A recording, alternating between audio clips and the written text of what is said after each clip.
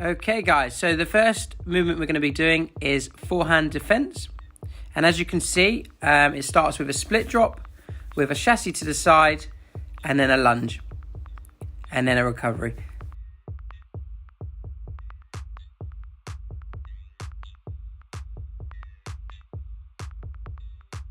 So up next is the backhand defense. So what you're going to do is start nice and low in a nice wide stance, and then you'll then do a split drop. You'll then lunge onto your racket leg to the side with your toe pointing in the direction that you're lunging and with your racket leading. The next movement that we will be doing is we'll be doing the forehand forecourt. When you're doing this movement, you need to make sure that you do the split again, but it will be on a diagonal. So if you're right-handed, your left leg will go back and your right leg will go forwards as you do the split, and vice versa for if you're left-handed. Once you've done the split, you will then chassis forwards towards the net, and then you will lunge in a nice deep lunge. Also, when you're doing the forehand forecourt, when you lunge, you need to make sure that you're pointing your toe forwards and that your back foot is slightly sideways.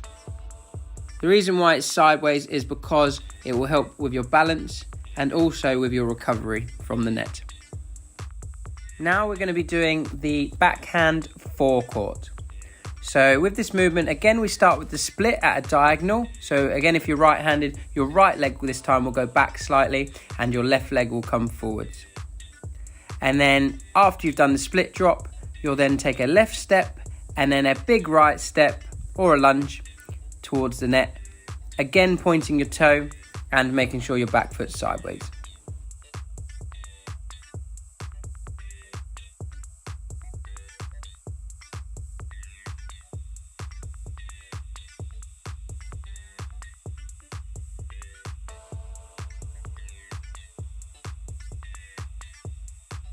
Now for the forehand rear.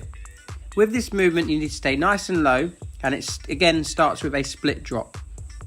But as you split again, your feet will go at a diagonal towards the forehand rear, and then you will then chassis, and then you will then jump in the air, play a shot, and then you will land in the same position that you took off, but further towards the corner. You need to make sure that you stay nice and low so that when you do the jump, you can then spring up and play the shot at the highest point and get the biggest advantage.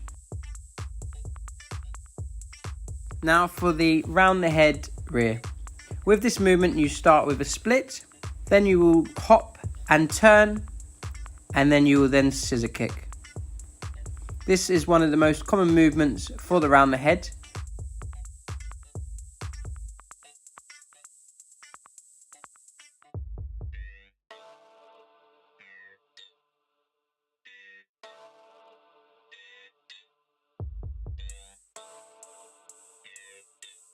So when you do the round the head movement, you need to make sure you stay nice and low so that when you do the scissor kick at the end of the movement, you can spring up nice and high.